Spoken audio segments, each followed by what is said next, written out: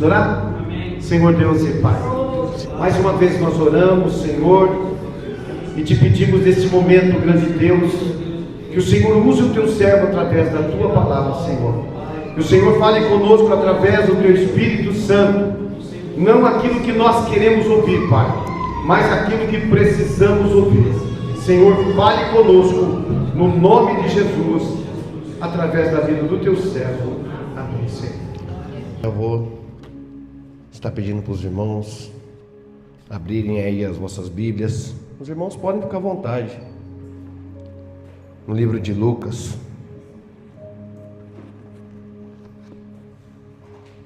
capítulo de número 15.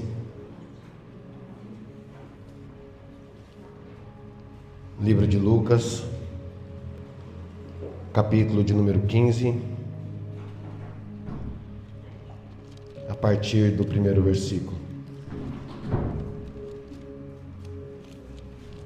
Aqueles que forem encontrando, glorificam o nome do Senhor. Amém? A palavra de Deus diz assim: aproximavam-se de Jesus todos os publicanos e pecadores para ouvir, e murmuravam os fariseus e os escribas, dizendo: este recebe pecadores e come com eles. Então lhe propôs Jesus esta parábola: qual dentre vós é o homem que, possuindo 100 ovelhas e perdendo uma delas, não a deixa no deserto as 99 e vai em busca da que se perdeu até encontrá-la? Achando-a, põe-na sobre os ombros, cheio de júbilo, e indo para casa reúne os amigos e vizinhos, dizendo-lhes: alegrai-vos comigo, porque já achei a minha ovelha perdida. Digo-vos que assim haverá maior júbilo no céu por um pecador que se arrepende do que por 99 justos que não necessitam de arrependimento. Ou qual é a mulher que, tendo 10 dracmas, se perder uma, não acende a candeia, varre a casa e a procura diligentemente até encontrá-la? E tendo-a achado, reúne as amigas, vizinhas, dizendo: alegrai-vos comigo, porque achei a dracma que eu tinha perdido. Eu vos afirmo que de igual modo há júbilo diante dos anjos de Deus por um pecador que se arrepende. Continuou: certo homem tinha 2 filhos. O mais moço deles disse ao pai: pai, dá-me a parte dos bens que me cabe. E ele repartiu os haveres. Passado não muitos dias, o filho mais moço, ajuntando tudo o que era seu, partiu para uma terra distante e lá dissipou todos os seus bens, vivendo dissolutamente. Depois de ter consumido tudo, sobreveio àquele país uma grande fome, e ele começou a passar necessidade. Então ele foi e se agregou a um dos cidadãos daquela terra, e que o mandou para os seus campos a guardar porcos. Ali desejava ele fartar-se das alfarrobas que os porcos comiam, mas ninguém lhe dava nada. Então, caindo em si, disse: quantos trabalhadores do meu pai têm pão com fartura, e eu aqui morro de fome?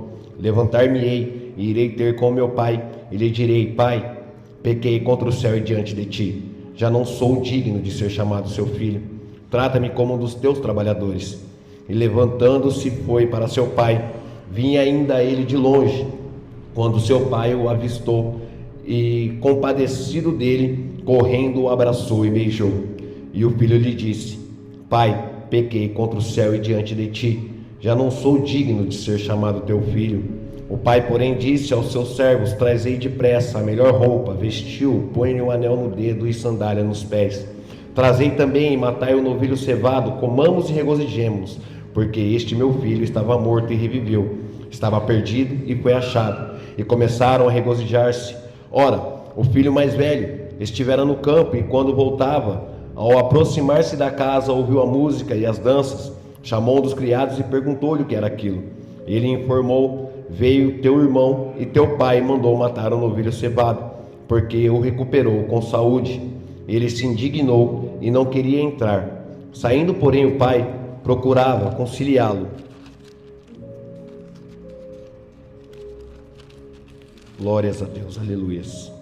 Mas ele respondeu a seu pai: há tantos anos que te sirvo sem jamais transgredir uma ordem tua, e nunca me deste um cabrito sequer para alegrar-me com os meus amigos. Vindo, porém, este teu filho, que desperdiçou os teus bens com meretrizes, tu mandaste matar para ele o novilho cevado. Então lhe respondeu o pai: meu filho, Tu sempre estás comigo, tudo que é meu é teu. Entretanto, era preciso que nós regozijássemos e nós alegrássemos, porque este teu irmão estava morto e reviveu, estava perdido e foi achado. Somente até aí. Amém? Senhor Deus e Pai, em nome do teu Filho amado Jesus Cristo, eu te agradeço por esta oportunidade a qual o Senhor está me dando, Pai. Em nome de Jesus, Espírito Santo de Deus, neste momento que o Senhor venha tomar a minha boca e que o Senhor venha falar com a tua igreja aquilo que o Senhor deseja, Pai. Fala aos nossos corações, fala ao meu coração, fala ao coração dos teus filhos que necessitam ouvir a tua palavra, Pai. Somos necessitados de ti, Pai, e somos gratos pela oportunidade a qual o Senhor está nos dando essa noite. Em nome de Jesus, Senhor, fala conosco, fala com a igreja, Pai, assim eu te louvo e já te agradeço. Em nome de Jesus. Amém e glórias a Deus. Irmãos, os publicanos, os pecadores, estavam ali assentados com Jesus, partilhando de uma refeição, e os fariseus, eles começaram a murmurar entre si e falar que Jesus estava ali no meio de pecadores, já que Jesus era tão santo, tão justo. O que fazia ele no meio dos pecadores? Então Jesus lhe propôs a estes homens e todos os discípulos que estavam ali ao seu redor, uma parábola. Uma parábola é uma história onde não se tem nome dos personagens. E Jesus, nessa parábola, ele conta três histórias, uma parábola e um personagem principal, um só protagonista nessas três histórias, nessa uma parábola. Quem é o protagonista da história? O pecador. O pecador é o protagonista dessas três histórias. E Jesus, ele começa falando da ovelha, e ele, sabendo que aqueles homens, o quanto eles valorizavam as suas criações, o quanto eles prezavam por isso, então ele começa com a ovelha.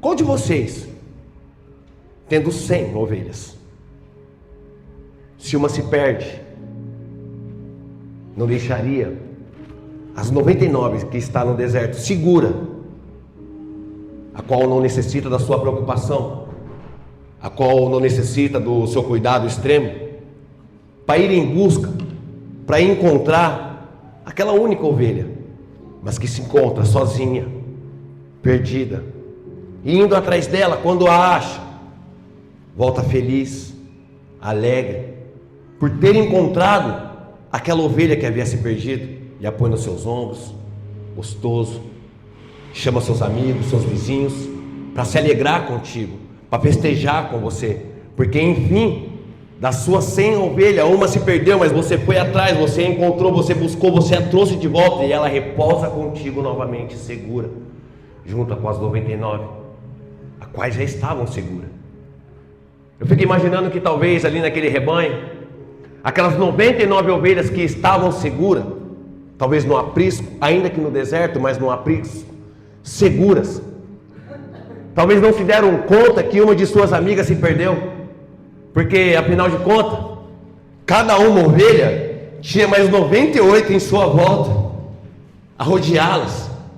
Então uma só talvez não tinha feito falta para nenhuma delas, e elas estavam ali tranquilas, porque elas estavam envoltas de companhias de outras ovelhas. Mas eu fico pensando, eu fico imaginando aquela uma ovelha só que saiu, que ela saiu do aprisco, saiu de perto dos olhos do pastor, da visão do pastor, dos cuidados do pastor. Em um dado momento aquela ovelha, ela percebeu, ela sentiu, ela viu, ela estava sozinha, ela se deu conta de que estava sozinha. Acredito eu que veio o desespero naquela ovelha. Afinal ela largou o conforto, a segurança do seu pastor, que a tratava bem, que cuidava dela com carinho, e ela se deu conta que ela estava perdida. Ela se deu conta que ela estava em perigo. Ela se deu conta que ela precisava de ajuda. Ela se deu conta que ela precisava de socorro. E o pastor foi atrás daquela ovelha, porque o pastor se preocupa não só com as 99, não só com a maioria, não só com a quantidade, mas todas em particular têm o seu apreço, têm o seu valor. E ele foi atrás, porque ela tinha um valor em particular. Ela era tão valiosa quanto as 99, talvez até mais, assim como diz o texto, que a festa no céu, quando um pecador se arrepende Da mesma forma, aquele pastor se alegrou quando conseguiu trazer novamente a sua ovelha de volta. Mas entendamos uma coisa: o pastor, ele sai, ele vai atrás da ovelha que está perdida, mas se a ovelha não quiser voltar, ela não volta. A ovelha tem que entender, ela tem que perceber, ela tem que sentir que está sozinha, ela tem que entender, ela tem que se dar conta disso, ela tem que entender que ela precisa de ajuda, mas ela também precisa aceitar essa ajuda, ela precisa compreender que ela precisa do cuidado do seu pastor. E muitas das vezes somos ovelhas rebeldes, muitas das vezes nós somos teimosos, sabemos que estamos sozinhos, sabemos que corremos perigo, que estamos à mercê do predador, do vil tentador, mas ainda assim, quando vemos os nossos pastores indo nos buscar, preocupado com a nossa situação, preocupado com as nossas vidas, ainda assim nos fazemos de teimosos, dizemos que está tudo bem, que nós não precisamos de ajuda. Eu fui essa ovelha, uma ovelha desgarrada, que se encontrava perdida, que se encontrava à mercê dos predadores, mas ainda assim, teimoso, orgulhoso, e não aceitava a ajuda. E continuando a parábola, Jesus ele vai falar de uma mulher que tinha 10 dracmas e que ela perdeu uma dessas dracmas. E com a leitura do texto nós conseguimos entender que ela perdeu essa dracma dentro de casa. Então ela começa a varrer, ela começa a limpar, ela acende a luz, ela começa a procurar. Ela tinha 10. O pastor já mencionou na pregação que a dracma era o valor de uma diária dela, era o salário de um dia de trabalho. Eu trabalho em obra, construção civil. Cara, meu dia é suado.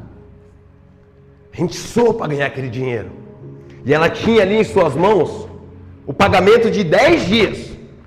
De igual forma, eu recebo por quinzena, ou seja, conta-se 10 dias, eu recebo meu pagamento. Um dia faz falta, cara. Eu fico imaginando aquela mulher que perdeu um dia do seu pagamento. Mas ela sabe que perdeu dentro de casa, então ela começa a procurar. Mas uma coisa eu te falo, meus irmãos, a gente tem que entender: não adianta você estar dentro de casa e estar perdido. Com quem está perdido, ainda que seja dentro de casa, não pode se contar. O valor daquela dracma era precioso. O valor daquela dracma era de um dia de trabalho. Mas se aquela mulher fosse pagar uma conta, não tinha como ela chegar no seu credor e falar: olha, eu tenho 9 dias de salário, ou melhor, eu tenho 10, só que um está perdido, está dentro de casa, eu te darei 9 e voltarei outro dia com aquele que eu perdi. O credor não iria aceitar. De igual forma, se eu e você formos pagar uma conta, seja de luz, um boleto, a prestação de um carro, se nós chegarmos lá faltando um dia de trabalho sequer, aquela conta não será paga. Ou seja, meu irmão, não adianta estar dentro, porque se você está dentro, mas está perdido, não dá para contar. Eita Deus! O que adianta eu estar dentro, mas estar perdido? O que adianta estar dentro e não poder ser contado? Está dentro e não ser contado, está dentro e não valer nada.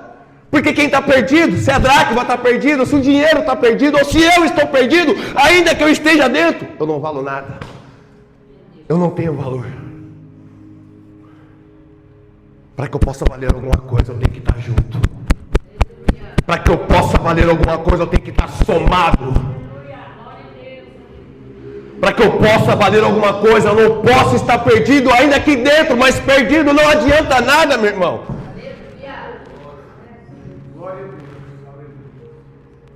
Deixa Deus vasculhar, deixa Deus limpar, tirar a sujeira, varrer, acender a luz dessas trevas. Eita Deus, oh glória! Para que você possa ser contado, para que eu possa ser contado, para que nós possamos ser somados. E juntos, aí sim, em união,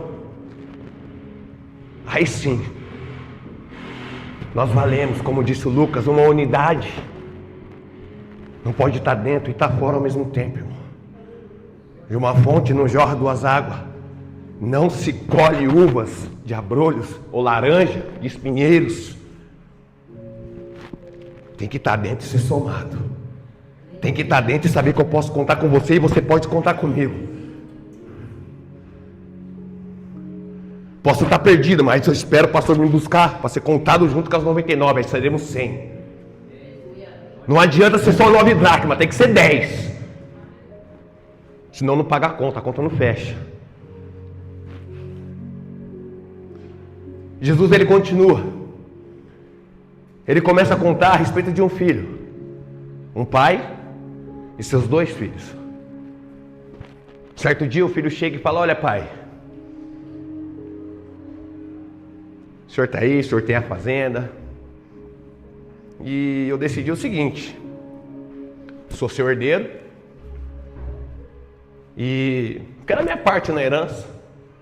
Eu acho que eu já trabalhei demais para o senhor, acho que é direito meu.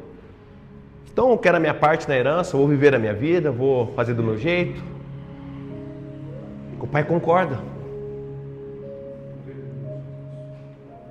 Pai, tudo bem? É isso que você quer? O pai somou, fez as contas, dividiu, talvez somente entre ele e o irmão. Olha, sua parte está aqui. O filho pegou a sua parte e saiu. Irmãos, eu como pai, aleluia, glória a Deus. Eu como pai, eu tenho que entender que eu coloquei meus filhos no mundo assim, juntamente com a minha esposa. Colocamos 3 crianças lindas no mundo. E se tem uma coisa que eu tento ensinar para eles, todos os dias, principalmente com o meu estilo de vida, com o meu jeito de viver, com o meu testemunho, porque nada fala mais alto, nada grita mais alto na vida do cristão do que seu testemunho. E ninguém melhor do que meus filhos para me conhecer. Porque eles viram, eles passaram, eles sabem de onde Deus me tirou. Sabem a vida que eu tinha, como eu vivi neste mundo, o jeito que eu andava, sujo, maltrapilho, fedido. Não somente com o fedor do pecado, mas com o fedor do mundo mesmo. Alcoólatra, drogado. Situação dramática. E os meus filhos acompanharam toda essa história.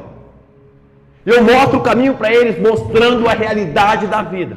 A realidade a qual Deus me encontrou e a realidade a qual Deus me colocou. Eu mostro para eles e falo: escolha. Escolha. Enquanto vocês não têm a idade suficiente para fazer a escolha, eu, como seu pai, é o meu dever lhe mostrar o caminho. Eu, como pai de vocês, é o meu dever ensinar qual é o caminho. Ensina o caminho que a criança deve andar, e depois de velha jamais se desviará deles. Mas eu sei que, como pai, daqui a um tempo não terei mais poder sobre eles. Eu sei que ele vai fazer, ela vai fazer, a minha filha, meu filho vão fazer a escolha deles. Mas eu quero ter a certeza que eu acredito que, assim como esse pai ensinou valores aos seus filhos, ele tinha 2, um só decidiu sair de casa. Então os valores passados foi o mesmo. Mas um filho ainda assim decide pegar a herança e sair de casa, gastar dissolutamente, gastar com as mazelas do mundo. Assim somos eu e você. Como assim, pregador? Deus te dá tudo. Deus, ele te permite tudo. Deus, ele não te priva de nada. Deus, como Pai bondoso e zeloso, ele tem para você tudo aquilo que o seu coração desejar. E nós, como filhos rebeldes e teimosos, preferimos escolher o pior. Deus tem o melhor guardado para mim e para você. Deus te promete, através de Jesus Cristo, uma eternidade para viver. Mas nós, como seres humanos limitados, desejamos tão pouco, almejamos tão pouco, 50, 60, 70, quem dirá 80 anos de vida, e vivemos de qualquer jeito, fazemos de qualquer jeito, às pressas, de qualquer jeito, para Deus não dar, irmãos. Deus entregou uma herança nas tuas mãos, e o que você tem feito dela? Aquilo que Deus colocou nas tuas mãos é para ser cuidado, é para ser dobrado, é para ser triplicado. Cada um tem um dom, cada um tem um valor, e cada um sabe o seu, irmão. O que você tem feito com o teu? O que tem feito com a herança que Deus te colocou nas mãos? Como você tem cuidado, tem gastado de qualquer jeito, de qualquer forma? Tem saído pelo mundo e se aventurado? Nós temos que entender, irmão, que Deus, ele não vai te privar de nada. As escolhas quem faz somos nós. Você decide, você escolhe, é livre-arbítrio. Ainda hoje, estava conversando através das redes sociais com uma pessoa, e ela postou algo e infelizmente eu tive que comentar, não consegui me conter. E ela disse assim, postou uma foto muito bonitinha e falou: homem com homem não gera filho, mulher com mulher também não gera filho, mas eles cuidam de filhos que hétero gera e abandonam no mundo. Legal? Atitude 10. É bem verdade que muitos pais abandonam seus filhos, largam à mercê do mundo. Isso é bem verdade. Só que eu disse o seguinte para ele: nossa, legal, muito bonita essa atitude, eu concordo. Muitas pessoas abandonam e poucos têm para adotar, mas nós temos que entender que a gente vê toda essa história bonita, bem pintada, bem colorida, e todos vocês falam ser filhos de Deus, que o seu Deus é o meu Deus, que o meu Deus é o seu Deus, mas na hora que eu prego a palavra do meu Deus, onde o meu Deus diz que isso é abominação, você diz que eu tenho um discurso de ódio. Aonde mora a hipocrisia? Aonde mora a hipocrisia? Eu falo que o meu Deus é bom, eu falo que o meu Deus é maravilhoso, mas quando é para me fazer do jeito que Ele quer que eu faça, quando é para me pegar a herança que Ele quer que eu tenha em mãos, mas para ser feito do jeito dele, não, eu sou teimoso e quero fazer do meu jeito. Volta para a dracma. Está dentro, mas está fora. Tem valor, mas não pode ser contado. É filho, mas está fora de casa. Filho fora de casa, só mais um. Mas aquele filho, ele percebe o erro que cometeu. Quando ele começa a passar por necessidade. Quem aqui já passou por momentos difíceis, que se encontrava talvez um pouco afastado da presença de Deus, e as coisas começaram a apertar, as coisas começaram a piorar, aí a gente lembra que tem um Deus, a gente lembra que tem um Pai, a gente sabe para onde correr. Aí a gente lembra: não, calma aí, eu tenho um Pai, que trata muito melhor os trabalhadores dele, que tem fartura, e eu aqui passando necessidade, sofrendo desse jeito. Não, tem alguma coisa errada. Pequei contra o céu, pequei contra ti. Me perdoa. O filho volta arrependido. E o pai, quando vê o filho, é assim comigo, é assim com você, Deus pra gente. 1 João, capítulo 1, versículo 9, quando a gente confessa os pecados para Deus, Ele é fiel e justo para nos perdoar o pecado e nos lavar. Ele nos recebe novamente de braços abertos, quando nós temos um arrependimento sincero no coração. Basta se arrepender, basta se posicionar: não, eu estou errado, sou pecador, pequei, falhei, me perdoa, Pai. E Ele vai abrir os braços novamente, vai nos aceitar como filho. E em contrapartida, tem mais um que está dentro, mas que se encontra fora. O irmão, ao ver a cena, ele age de uma forma qual o pai não esperava. Ao invés dele se alegrar com o irmão que retornara, o irmão que é talvez por anos, não sei quanto tempo, a parábola não denota tempo, mas acredito eu, para que ele gastasse uma herança, acredito que ele levou alguns anos para que esse dinheiro fosse gasto. Então esse homem, esse jovem, esse filho, esse irmão, ele fica anos longe da casa, longe do pai, longe do irmão, longe da família, tanto que para o pai ele estava morto, tanto que para o pai ele havia morrido. Assim somos eu e você na presença de Deus quando nós entramos numa vida de pecado, porque o salário do pecado é a morte. Nada pode nos afastar do amor de Deus, mas a minha atitude, a tua atitude, o meu pecado, o teu pecado, quando feito de forma consciente, nos afasta da presença de Deus. Há um abismo. Nós criamos esse abismo entre nós e Deus. E foi o que o filho fez. Criou um abismo entre ele e o pai. Mas ele retornou. Mas ao retornar, o seu irmão sentiu inveja. Sentiu ciúmes. Irmão, quantas vezes a gente vai ter que ver a história se repetir? A gente se esquecer da onde Deus nos tira, se esquecer da maneira que nós vivemos. E quando nós estamos bem, dentro da casa do Pai, na casa do Senhor, estamos em comunhão, a alegria, a felicidade, sorriso. Aí vem aquele irmãozinho que estava desviado, estava afastado do caminho de Deus. Ah, mas ele voltou? Mas estava lá, estava bebendo, estava usando droga, estava saindo contra a mulher.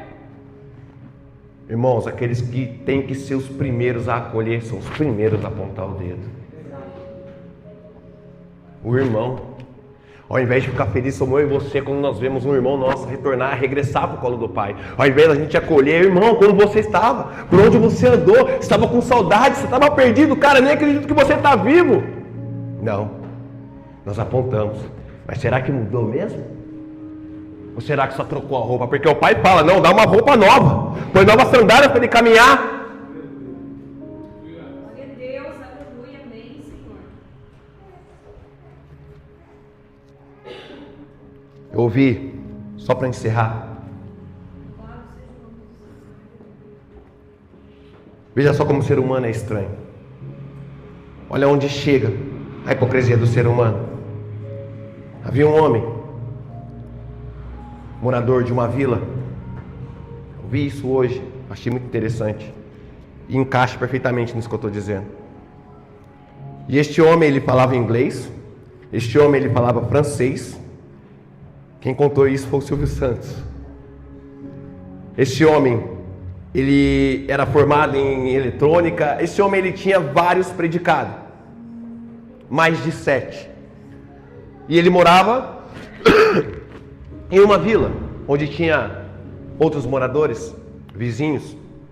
E certa vez uma pessoa foi procurar este homem. E ao chegar na vila ele falou assim, olha, você sabe onde mora o rapaz, aquele homem que fala francês? Não sei. Ele também fala inglês? Não sei. Ele também é técnico em eletrônica? Não conheço. É um careca. O careca, ele mora no 23.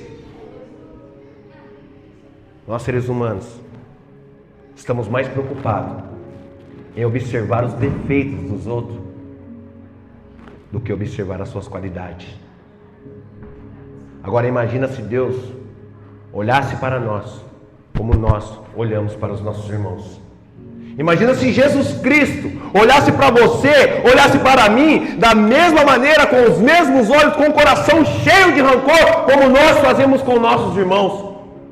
Qual seria o nosso destino? Qual seria o meu e o teu destino se Deus olhasse para mim e para você com o mesmo olhar de indignação, com o mesmo olhar de desprezo, com o mesmo dedo apontador e acusador, irmãos? Não sejamos como este irmão.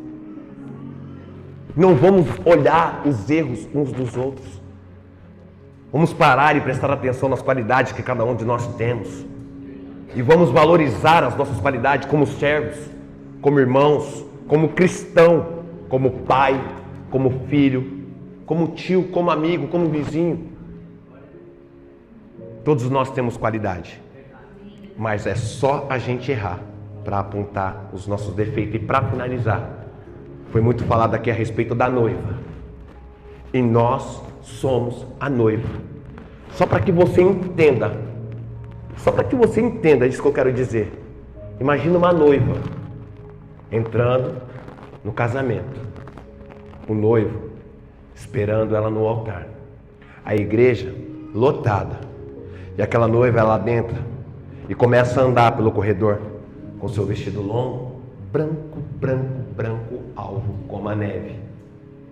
Todos olham a noiva entrando e começa o cortejo nupcial, a marcha nupcial, cortejo não, né, irmão? Não, é casamento, não é morte não, não é enterro não. E aquela noiva começa a entrar e aquela marcha nupcial tocando, aquelas vestes brancas, bonita, reluzente. Entra um enxame de mosca e uma mosca posa no vestido. O que todo mundo vai olhar? A mosca que pousou no vestido branco da noiva. Assim somos eu e você, irmãos, na presença de Deus. Deus, ele nos dá uma veste branca, mas o mundo aí fora está só esperando pousar uma mosca para que possa apontar e falar. Só isso que eles estão esperando. Nós, como servos de Deus, somos igual a uma vitrine, irmão. Todos podem falar de nós, nós não podemos falar de ninguém. É verdade, não é, irmãos? Então sejamos exemplo.